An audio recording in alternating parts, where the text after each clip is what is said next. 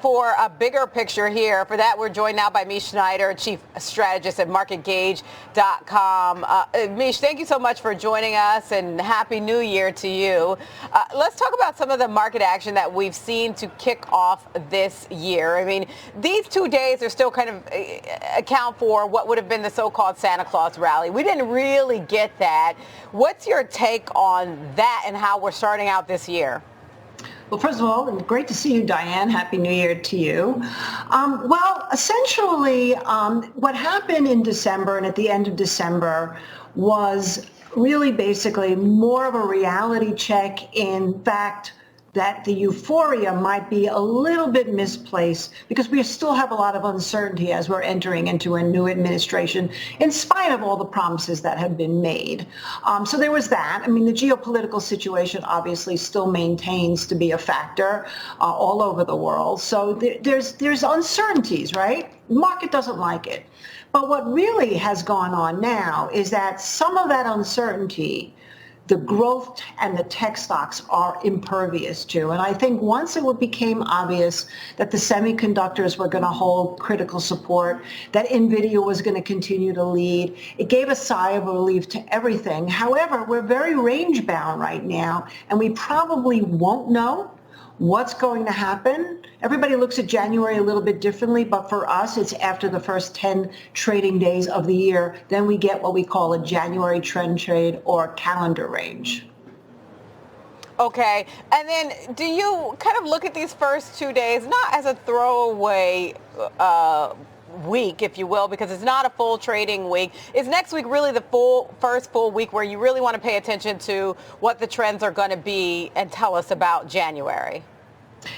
Well, it will certainly give us more information, but if we use the system that we've used at Market Gauge for years, which is basically the first 10 trading days, next week, of course, now we have, I believe, January 9th as a day off. So it really will fully reset the week after that at around January 15th.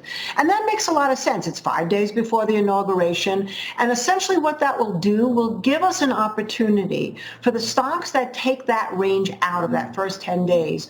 Those are probably going to get great follow through. They're going to be the ones that might prosper even more under a Trump administration. Same would be true for the things that break down, the ones that you would want to avoid, and those that can't figure it out, obviously that would be a chop zone.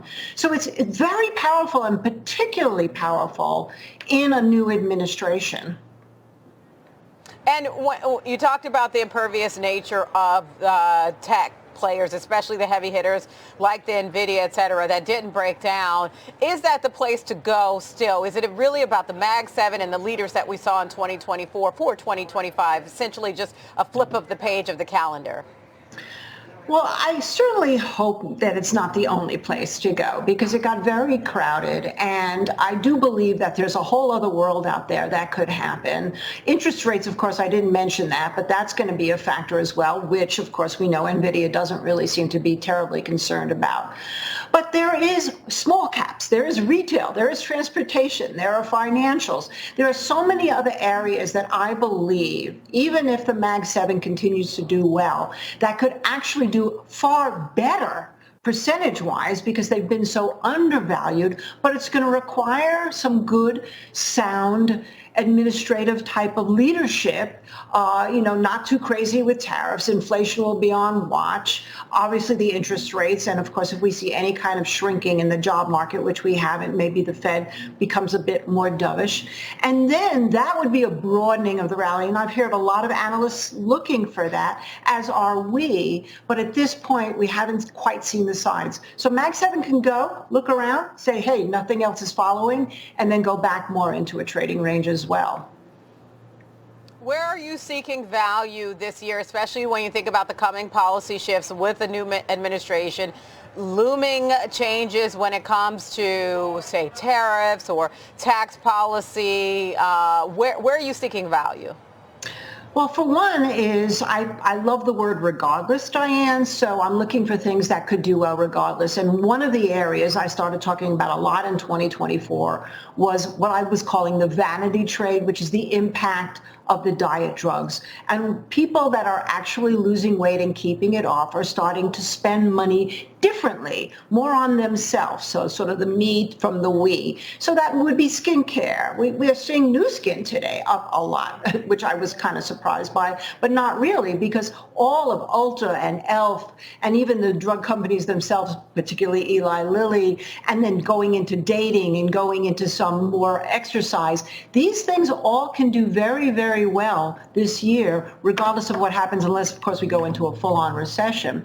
So I'm looking at that. I'm looking at Made in America. I think that's going to be a thing. And it's interesting, Rivian exploded today, but it's been high on my list for quite some time.